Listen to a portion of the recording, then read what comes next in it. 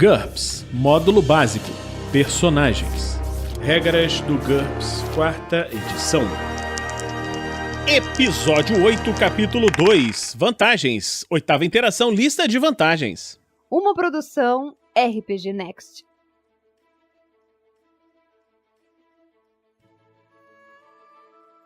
Fala pessoal, estamos aqui para mais uma regra do GURPS, 4ª edição. Vamos continuar com a lista de vantagens. Audição discriminatória.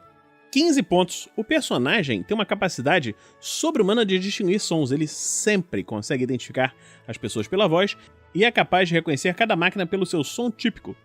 No caso de um sucesso no teste de IQ, ele também é capaz de memorizar um som, se puder ouvi-lo. E no caso de um fracasso, ele tem que esperar o mínimo de um dia antes de repetir a tentativa. O personagem recebe um bônus de mais 4, além dos normais bônus de audição aguçada que ele tenha, em qualquer tarefa que utilize audição e na perícia perseguição quando estiver seguindo um alvo barulhento. Se você tiver numa perseguição policial, por exemplo, e o cara estiver fazendo barulho e tal, você tem essa vantagem. Para simular o sonar passivo utilizado pelos submarinos, acrescente uma limitação de acesso, menos 30%, somente sob a água. Isso daí, se você for utilizar essa vantagem em personagens aquáticos. Audição parabólica, custa 4 pontos por nível. O personagem é capaz de dar um zoom num som ou numa área em particular e filtrar os sons que lhe interessam do áudio de fundo. Cada nível dessa vantagem dobra a distância dentro da qual o personagem é capaz de distinguir claramente os sons. Isso aí nós vamos ver depois, essa distância, na página 358, quando estivermos falando sobre a audição. A audição subsônica é uma vantagem de 0 ou 5 pontos. O personagem é capaz de ouvir sons numa frequência abaixo de 40 Hz. Como o retumbar de trovões distantes, vibração de terremotos. E essa vantagem concede um bônus de mais 1 em rastreamento se o alvo estiver se movendo sob o solo. O custo depende das habilidades concedidas ao personagem. Por exemplo, se o personagem só é capaz de ouvir os sons de frequência muito baixa, custa 0 pontos. Se ele é capaz de ouvir esses sons e os sons normais, 5 pontos. Essa vantagem de audição subsônica está incluída no custo da fala subsônica, que é uma vantagem que nós vamos ver depois. Ele não precisa comprar as duas. Então, se você quer um personagem que fale nessa faixa de áudio, você não precisa comprar a audição subsônica também. Boa forma, 5 ou 15 pontos. O personagem ele tem um nível cardiovascular mais saudável, que indica o seu valor de HT. Essa vantagem pode ser comprada em 2 níveis. Boa forma, o personagem recebe um bônus de mais 1 em todos os testes de HT, para manter a consciência, evitar a morte, resistir a doenças, venenos. Isso não melhora o valor de HT e nem das perícias baseadas nela. Ele também recupera os pontos de fadiga no dobro da velocidade normal. Custa 5 pontos. Aí você pensa, por que eu vou comprar essa vantagem ao invés de comprar mais 1 de HT? É porque não é só isso.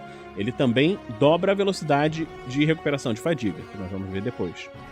Ótima forma, funciona da mesma maneira que a anterior, mas ao invés disso ele ganha um bônus de mais 2. Além disso, o personagem perde pontos de fadiga na metade da velocidade, ou seja, ele gasta fadiga em atividades físicas da metade da velocidade e recupera no dobro da velocidade.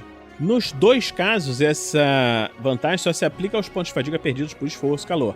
Ela não tem nenhum efeito sobre os pontos de fadiga gastos para fazer mágicas ou usar poderes psíquicos. Então não adianta você fazer um mago bombado achando que vai recuperar sua fadiga mais rápido. Não funciona, apelão. Boca adicional. 5 pontos por boca. O personagem tem mais de uma boca funcional, que pode estar em qualquer parte do corpo. Todas as bocas são capazes de respirar, comer e falar. A boca adicional permite que o personagem morda mais uma vez se tiver ataques adicionais, ou se tiver mente segmentada. Se ele tiver mente segmentada, é capaz de manter várias conversas ao mesmo tempo ou fazer 2 mágicas que exigem que ele recite palavras. Outros benefícios adicionais incluem dificuldade para silenciar ou sufocar o personagem e a capacidade de cantar em harmonia consigo mesmo. Isso daí é obviamente uma vantagem que tem sentido quando você estiver fazendo uma raça alienígena, estiver criando um personagem de fantasia, um monstro, etc. A vantagem principal que os mestres dão a quase todos os personagens: bom senso. Na verdade, eu tô falando isso brincando, mas por quê? Muitas vezes os jogadores fazem coisas que são meio idiotas. O mestre deveria deixar essas coisas acontecerem, mas às vezes dá pena, você quer ajudar as pessoas. Então, Se você vê que um jogador tem uma tendência grande a fazer bobagem, você pode sugerir para ele que ele compre essa vantagem de bom senso, de forma que você possa ajudá-lo. O que diz essa vantagem? Ela custa 10 pontos.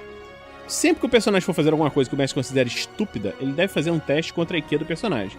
Se tiver um sucesso, ele avisa o jogador. Você não acha que seria bom pensar melhor no assunto? Essa vantagem permite que um jogador impulsivo interprete um personagem ponderado. Braços adicionais. Em GURPS, qualquer membro com o qual o personagem é capaz de manipular objetos é classificado como braço, independente da sua localização ou aparência. Um braço normal consegue dar um golpe que causa dano igual a golpe de ponta -1 por contusão com base na ST. O padrão humano é 2 braços que custam 0 pontos. Braços adicionais têm um custo base de 10 pontos cada. Ou seja, para cada braço além dos 2 primeiros, você tem que pagar 10 pontos. Como é que funciona isso? A coordenação. O personagem é capaz de utilizar seus braços adicionais livremente em múltiplas tarefas, exceto no combate. Por exemplo, com 3 braços, ele poderia realizar uma tarefa de uma mão, usar o mouse do computador, e uma tarefa de 2 mãos, digitar ao mesmo tempo. No entanto, o personagem precisa de rastreamento ampliado, que é uma outra vantagem, nós vamos ver depois, para executar tarefas que exigem atenção a eventos que estão ocorrendo em mais de um lugar ao mesmo tempo. Isso daí é o seguinte, ele pode manipular coisas com o braço extra, mas se for alguma coisa que exija atenção, que não seja uma parte intrínseca da tarefa que ele está realizando, ele vai precisar dessa outra vantagem. O personagem também é capaz de usar todos os seus braços harmoniosamente para realizar uma única manobra de combate, na qual seus braços adicionais seriam úteis. Por exemplo, segurar o inimigo num combate corpo a corpo. Com pelo menos 3 braços, também é possível usar um escudo e ainda empunhar uma arma de 2 mãos, da mesma maneira que um guerreiro humano é capaz de usar um escudo e uma arma de uma mão. Independentemente da quantidade de braços que o personagem, ele não terá direitos a outros ataques adicionais, ou outras manobras adicionais durante o combate, a menos que ele compre o ataque adicional que nós já falamos. No combate corpo a corpo com braços adicionais. Esses braços adicionais dão uma vantagem enorme durante o combate corpo a corpo. O personagem não pode socar o inimigo com mais de um braço por vez, a menos que ele tenha ataque adicional, mas pode segurá-lo com todos os seus braços de uma vez só. Cada braço adicional acima dos 2, que tenha um comprimento maior ou igual ao normal, concede um bônus de mais 2 em qualquer tentativa de segurar ou se desvencilhar dessa manobra. Possuir mais braços que o inimigo também concede um bônus de mais 3 em qualquer tentativa de imobilização ou resistir a uma imobilização. Agora, para essa vantagem, algumas ampliações especiais. Comprido. O braço do personagem é mais comprido em relação ao seu corpo do que um braço humano em relação ao corpo humano. Isso aumenta o modificador de tamanho efetivo do personagem para o cálculo de alcance daquele braço. Você tem que ver o modificador de tamanho e alcance na página 402, nós vamos ver isso aí depois. Isso afeta o alcance das armas de combate corpo a corpo empunhadas por aquela mão. Cada bônus de mais 1 no modificador de tamanho também acrescenta mais 1 por dado de dano por golpe de balanço.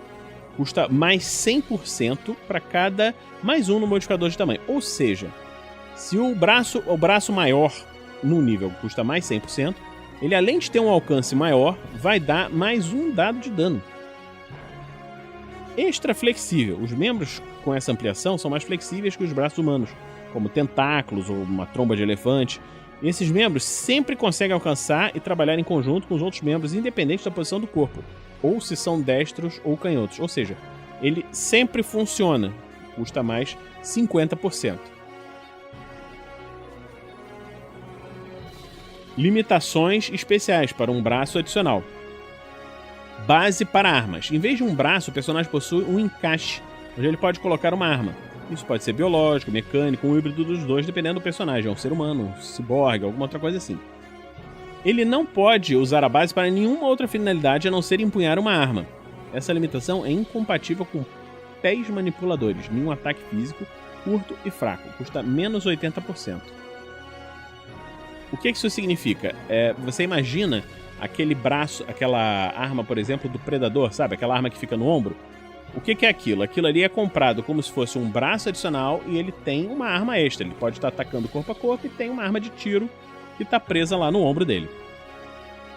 Curto. O braço tem um alcance C no combate corpo a corpo e não tem o alçamento necessário para usar armas que precisam ser balanceadas. Você tem que subtrair 1 metro do alcance de qualquer arma de combate corpo a corpo empunhada por esse membro. Se todos os braços do personagem forem curtos, ele sofre uma penalidade de -2 em qualquer tentativa de segurar. Você imagina lá uma centopeia que tenha uns perninhos, uns bracinhos fininhos, então não consegue segurar. Fraco. O braço do personagem tem menos ST que o resto do corpo para levantar, golpear ou segurar. Menos 25% se ele tiver a metade da ST do corpo, ou menos 50% se tiver 1/4 da ST, arredondado para baixo nos 2 casos. Nenhum ataque físico. O membro consegue manipular objetos, mas não pode dar um soco ou empunhar armas de combate corpo a corpo. E não concede nenhum bônus no combate corpo a corpo. Ele ainda é capaz de empunhar uma arma de fogo ou outra arma similar de combate à distância. Menos 50%. Pés manipuladores. O braço do personagem é, na realidade, uma perna extremamente hábil. Ele não consegue andar enquanto estiver manipulando objetos com ela, embora possa sentar, flutuar, voar. Essa limitação é uma desvantagem temporária, mais especificamente sem pernas. Esse tipo de braço é geralmente, mas nem sempre, curto. Isso daí você imagina, se você estiver criando um personagem que seja uma ave, por exemplo, enquanto ela está voando, ela pode usar as pernas como se fossem braços para pegar coisas e manipular objetos. Mas ela não pode ficar em pé no chão e ficar usando os braços. Como se modifica uma criatura com 1 ou 2 braços? Criatura com 1 ou 2 braços podem usar os modificadores especiais descritos acima. Ou seja, você não precisa comprar um braço extra para modificar uma criatura que tenha 1 ou 2 braços. O custo em pontos é 1/10 do modificador percentual para cada braço afetado. Imagine, então, nesse caso, as ampliações que tornam vantagens e limitações se tornam desvantagens. Por exemplo, a limitação curto tem um custo percentual de menos 50%. Logo, vale menos 5 pontos por braço. O indivíduo com 2 braços curtos teria uma desvantagem de menos 10 pontos. Personagens com um só braço só podem aplicar esses modificadores uma vez, mas também recebem menos 20 pontos pela desvantagem maneta, um braço, por exemplo. A tromba de um elefante seria extra flexível, mais 50%, comprida, mais 100%, e fraca, menos 50%. Esses modificadores totalizam mais 100%, uma vantagem de 10 pontos somados aos menos 20 pontos da desvantagem maneta. Isso custa um elefante um total de menos 10 pontos. Esse aí é um exemplo de como você usa para montar um personagem. Bom, pessoal, estamos chegando ao fim desse episódio. Esperamos que esses braços adicionais não tenham sido muito confusos. E gostaríamos de lembrar a todos que o RPG Next apresenta vários outros podcasts. Se você gosta das regras do GURPS, por que não ouvir o podcast das regras do D&D? Além disso, nós temos aventuras em GURPS, aventuras em D&D, Fiasco e outros sistemas.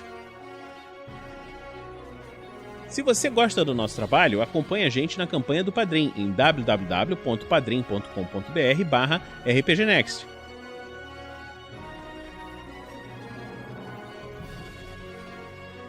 Então vamos ficando por aqui e para a próxima semana, volte a nos acompanhar aqui no RPG Next.